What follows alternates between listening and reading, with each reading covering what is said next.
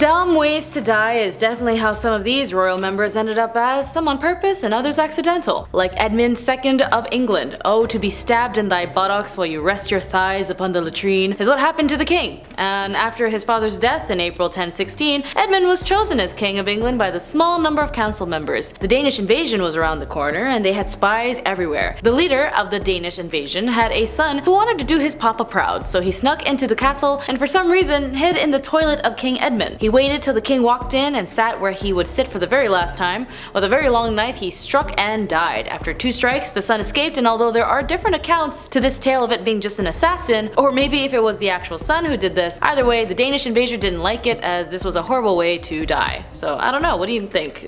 Would you check the pit before you sit? Sorry.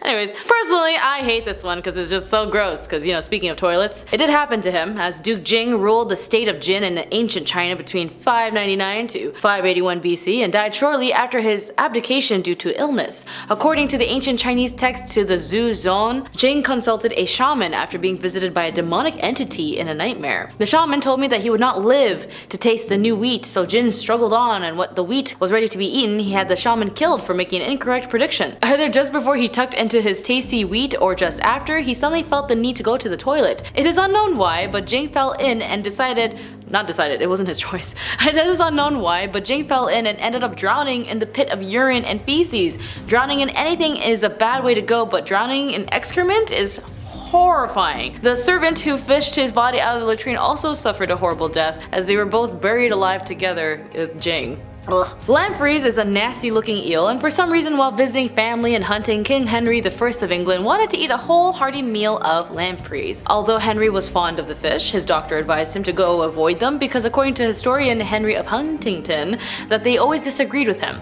Henry ignored his physician and chowed down on the forbidden fish, and soon after, it caused a sudden and extreme disturbance, under which his aged frame sunk into a deathly torpor. Henry is not the only king to have eaten himself to death, as Adolf Frederick of Sweden managed it in 1771 after eating a copious amount of seafood, then tucking into a samilla bun, then one after the other and the other and the other, in total eating up to 14 sweet buns before experiencing his own stomach imploding and dying. Al-Musta'sim Billah is the last Abbasid caliph to rule from Baghdad and was killed by Hulagu Khan, Genghis Khan's grandson. There are different stories about exactly how he was executed, but it's generally accepted that there's no blood that was shed. The most popular accounts are the fact that he rolled up into a rug and trampled to death by horses, or locked into a treasure room to starve to death. In the travels of Marco Polo in 1300, it is written that Hulagu told the caliph to eat of thy treasure as much as thou wilt, and since thou art so fond of it, he shall never ever again have anything else to eat. Historian Nasima Nagaz states that trampling is now regarded as the most likely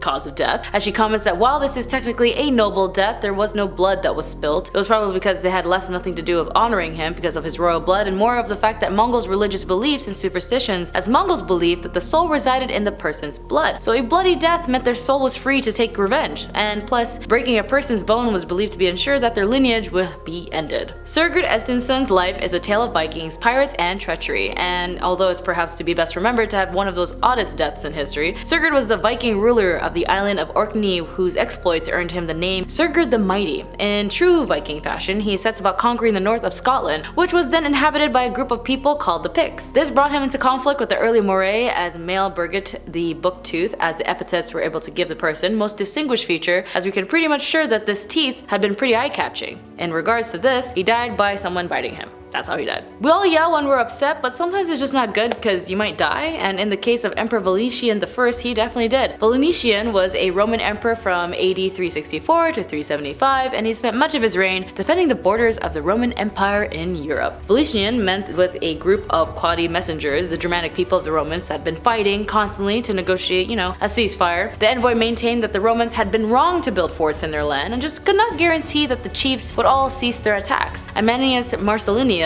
a Roman soldier and historian, wrote that Valentinian then had a burst of mighty fit wrath and just start rage quitting everywhere, and to the point that when he did calm down, he just suddenly was speechless, passed out, suffocating, and his face was so tinged with a fiery flush that Valentinian actually worked himself in such a rage, it caused him to have a fatal stroke. So, the next time you let your anger get the better of you, just remember Valentinian I, who died of a stroke after screaming in rage. So put down that video game, it's not that It's not that deep. Richard II had a mixed reputation. He is seen as some of a progressive thinking king who despised war and loved art, but his contemporaries saw him as a tyrant, prone to stealing their inheritance. In 1399, he targeted his cousin, Henry Bolingbroke, who I guess it ended up being broke, who returned from exile and not only took back his inheritance, never mind, he wasn't broke at all, but was also claimed at Richard's throne. The new Henry IV was initially lenient and seemed to have intended to let Richard live out the rest of his days as a prisoner of the Pontefract Castle in Yorkshire. But a plot by Richard's loyal supporters put an end to that. It is believed to avoid the stigma of spilling the blood of an anointed king, Henry IV had Richard starved to death. Alternately, it's possible Richard died through self-starvation, but either way, he was dead by February 1400. James II, who ruled Scotland for 23 years between 1437 and 1460, his reign is generally looked upon favorably. Acts such as the foundations of the University of Glasgow made him a very popular king. But he was also responsible for reprehensible acts such as the killings of his Earl of Douglas. In fact, James showed that he was willing to get rid of anyone who threatened his rule. Even though the Scottish War of Independence was over by the 15th century, certain areas around the borders regions remained under British control. One of them was the Roxburgh Castle. King James thought that he would be able to reclaim this castle for Scotland at a time when English forces was weakened by the War of Roses. But while he was waltzing in, trying to make his way through, making his way downtown, walking fast, faces past, and he was homebound, or more or less cannon bound, he died. And he was killed by a cannon, but not just any cannon, his own. He was standing right too close to it, and instead of just shooting it, it exploded on its own, and honestly, you could say that he had a blast. Being the grandson of George V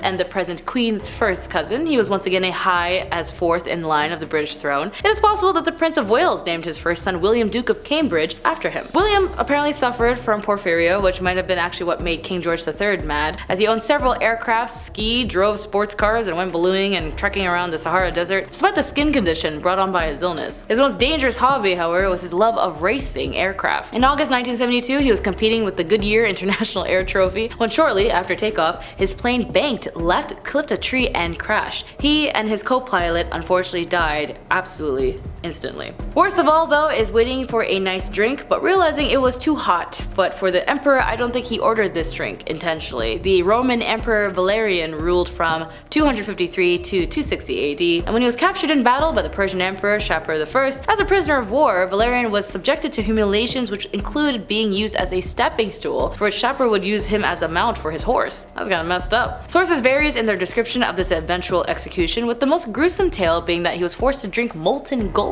An alternative story is offered up by the advisor of the Emperor Constantine I, who alleged that Valerian was flayed alive and his skin was then dyed with vermilion and displayed as a warning to Romans that they should not place too great confidence in their own strength. Although neither account is verified, drinking gold and being flayed alive is both a very horrible, painful way to go, especially seen in history. And of course, speaking of history, that's all for today. Be sure to like and subscribe. I wish you all the best, and my name is Jess.